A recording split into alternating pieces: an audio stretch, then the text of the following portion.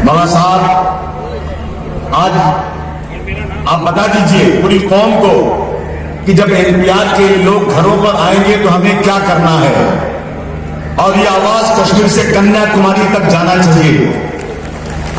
लोग कंफ्यूज हैं आज। ये वो जमात है जिस जमात में वो अंग्रेज जिसका सूरज कभी डूबता नहीं था उसके छक्के छुड़ा दिए। नरेंद्र मोदी की क्या है? मोहतरम जनाब अबू आसिम आदमी साहब से दरखास्त करता हूं कि आप तशरीफ लाएं और वक्त का ख्याल रखते हुए चंद मिनटों में अपना पैगाम इस मजमे को दें।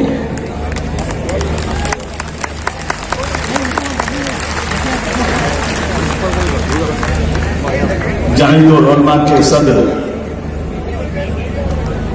हमारे रहनुमा, जिस जमात में इस मुल्क में आजादी की लड़ाई लड़ी, ऐसे जनाब मौलाना मोहतरम अरशद मदनी साहब, स्टेज पर बैठे हुए तमाम मौजूद शख्सियात, एक बहुत बड़ी तादाद में बैठे मेरे दोस्तों और साथियों, सबसे पहले मैं मौलाना साहब का अपनी मुंबई की जमीन पर बहुत बहुत इस्तकबाल करता हूं, दिल की गहराइयों से इस्तकबाल करता हूं।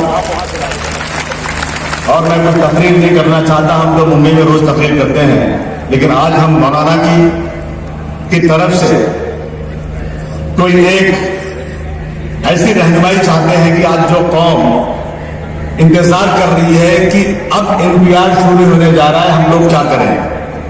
मौलाना साहब, आज आप बता दीजिए पूरी कौम को कि जब एहतियात के लोग घरों पर आएंगे तो हमें क्या करना है, और ये आवाज कश्मीर से कन्याकुमारी तक जाना चाहिए। लोग कंफ्यूज हैं आज। ये वो जमात है जिस जमात में वो अंग्रेज जिसका सूरज कभी डूबता नहीं था उसके छक्के छुड़ा दिए। नरेंद्र मोदी की क्या हैसियत है? ये क्या कर सकता है?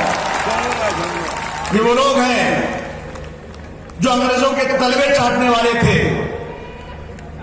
आज हमसे हमारे मुल्क में हमारा आशियाना छीनना चाहते हैं।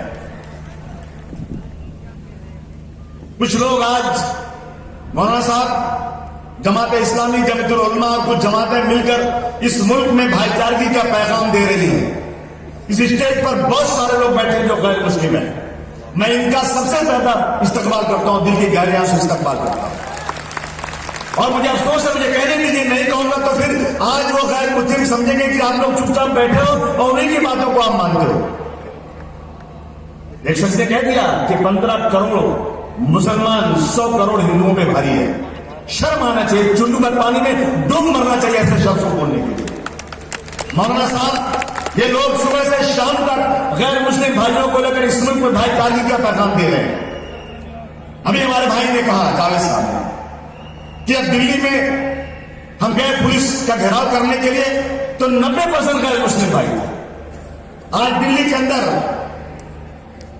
शाहीन बाग में एक हाथ में हमारी बहनों के हाथ में तिरंगा झंडा है और दूसरे हाथ में भारतवर्ष का संविधान है। तो उसे पाटिल साहब बैठे हैं, कन्नन IAS अफसर, बहुत सारे लोग, कितने नाम लूं मैं, जो गैर मुस्लिम हैं और आज मुसलमानों के साथ कंधे से कंधा मिलाकर इस काले कानून के खिलाफ खड़े हैं। मैं ऐसे लोगों का जो आज बीजेपी को कहीं न कहीं से पेट्रोल देकर के उसकी फिरका परस्ती को हवा दे रहे हैं, ऐसे लोगों को मैं इस मीटिंग में मैं उनकी जो इनकी मजम्मत करता हूं, उनको कंडेम करता हूं, और मैं कंडेम उनको भी करता हूं। तोगड़िया जैसे लोग, गिरिराज जैसे लोग, साबिक प्रज्ञा जैसे लोग जो आज कहते हैं मुसलमानों को इस मुल्क से पाकिस्तान भेज दो। ये हमारे बाप दादाओं का मुल्क है, किसी के बाप की जागीर नहीं है। कोई माई का लाल पैदा नहीं हुआ जो हमें यहां से भेज सके।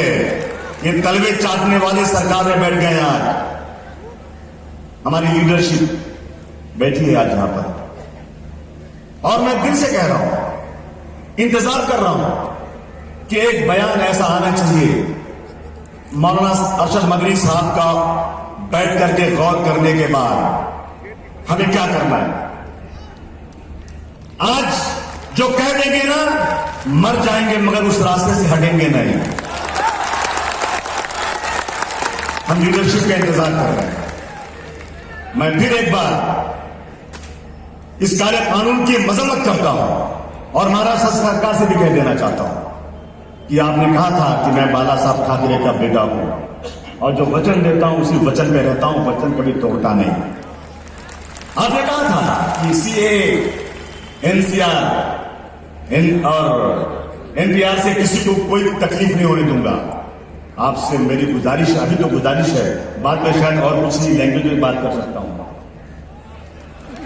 अभी तो मेरी गुजारिश है कि महाराष्ट्र में उसी तरह से, जिस तरह से बंगाल में रेजोल्यूशन पास हुआ, जिस तरह केरल में पास हुआ है, अभी जो असेंबली शुरू होने जा रही है, उस असेंबली में आप एक जो है प्रस्ताव पास कर दीजिए। ये मेरी गुजारिश है आपसे। आप सबका बहुत बहुत शुक्रिया। मैं फिर से पूरी जमात उलमा को, जो बाहर से लोग आए, सबका बहुत बहुत स्वागत, बहुत बहुत इस्तकबाल करता हूं। खुदा हाफिज।